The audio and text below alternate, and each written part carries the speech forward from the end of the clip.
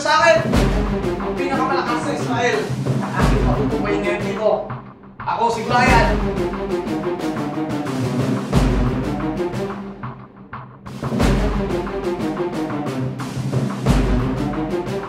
Ikaw ka mga Ikaw? Ang pakpakin na to? Walang muscle? Ikumpara mo naman ang katawan ko sa katawan mo.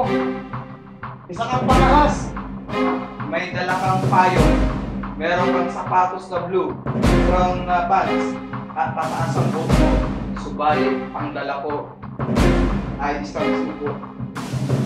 At pupugutan kita ng ulo sa pamagitan ng subo na ito. Ano yan? Gangnam? Gangnam? Hindi ako tuon. Let's go, Lord. Ito na! Ang pagdaba ko! Bam! Oh my God! Pupugutan kita ng ulo. Ibibigay ko kay Haring Saul. Yeah! Sa! Ang kanyang ulo. Haring Saul. At dito na nagtatapos ang kwento ni David and Goliath.